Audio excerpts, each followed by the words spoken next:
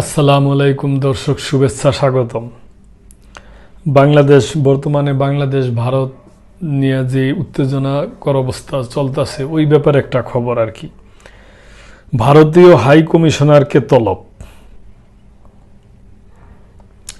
আগরতলায় বাংলাদেশের সহকারী হাই কমিশনে হামলার ঘটনার প্রেক্ষাপটে পররাষ্ট্র মন্ত্রণালয়ের তলবে হাজির হয়েছেন ভারতীয় হাই কমিশনার প্রণয় বার্মা। মঙ্গলবার বিকেল 4টায় ভারপ্রাপ্ত পররাষ্ট্র সচিব এম রিয়াজ হামিদুল্লাহর দপ্তরে হাজির হয়েছেন তিনি। এ বিষয়ে প্রশ্ন করলে পররাষ্ট্র উপদেষ্টা তৌহিদ হোসেন সাংবাদিকদের বলছেন, তাকে আসতে বলা হয়েছে। বাংলাদেশের সম্মিলিত সনাতনী জাগরণ জোটের মুখপাত্র চিন্ময় কুমার কৃষ্ণ দাস ব্রহ্মচারীকে গ্রেপ্তারের প্রতিবাদে সোমবার আগরতলার বাংলাদেশের সহকারী হাই কমিশনারের সামনে সভা ডেকেছিল হিন্দু সংঘর্ষ সমিতি নামের একটি সংগঠন। সভা শেষে সংগঠনের 6 জনের একটি প্রতিনিধি দল কার্যালয়ের ভিতরে যায় স্মারকলিপি জমা দিতে। বিবিসি বাংলার খবরে বলা হয়, বাইরে থাকা কিছু হিন্দু যুবক সে সময় হঠাৎ বাংলাদেশ সহকারী হাই কমিশন কার্যালয়ের ভিতরে ঢুকে বাংলাদেশের জাতীয় পতাকা নামিয়ে ছিঁড়ে ফেলে ঘটনাস্থল থেকে এমন কিছু ভিডিও চিত্র পাওয়া গেছে।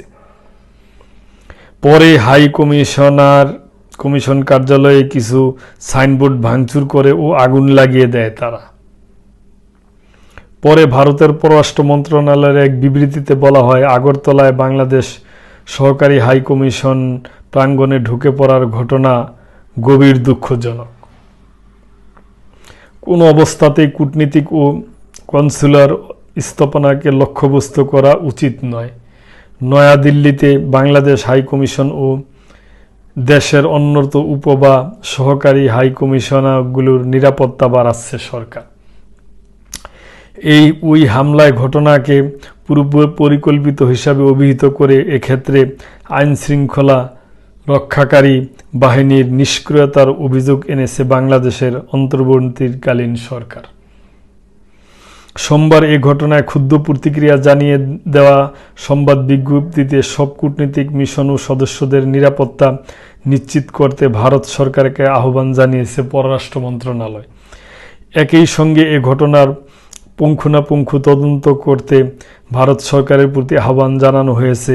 পাশাপাশি দেশটিতে বাংলাদেশের কূটনীতিক মিশনগুলোকে যাতে এমন সহিংসতামূলক ঘটনা না ঘটে সেজন্য আহ্বান জানানো হয়েছে। ভারতীয় সংবাদ মাধ্যম টেলিগ্রাফ খবর দিয়েছে, আগরতলার ঘটনায় 7 জনকে পুলিশ গ্রেপ্তার করেছে। দায়িত্বে অবহেলার অভিযোগে 4 পুলিশের বিরুদ্ধে ব্যবস্থা নেওয়া হয়েছে। পশ্চিম ত্রিপুরার পুলিশ সুপার কিরণ কুমার বলেছেন, নিউ ক্যাপিটাল কমপ্লেক্স থানায় একটি মামলাও করেছে পুলিশ। তো দর্শক, বাংলাদেশ ভারত বর্তমানে খুবই উত্তেজনা। এইটুকুই শুধু বলার ভারতের প্রতি এটুকুই যে আপনারা আমরা হইলো সীমান্তবর্তী দেশ, পার্শ্ববর্তী দেশ, একই বর্ডার। আমাদেরও আপনাদের প্রয়োজন হইব, আপনাদেরকে আমাদের প্রয়োজন হইব। আমরা এরকম কিছু না করি যাতে উভয় দেশেই সংখ্যালঘুদের একটা চরম সমস্যার মধ্যে যেন তারা না পড়িয়া যায়।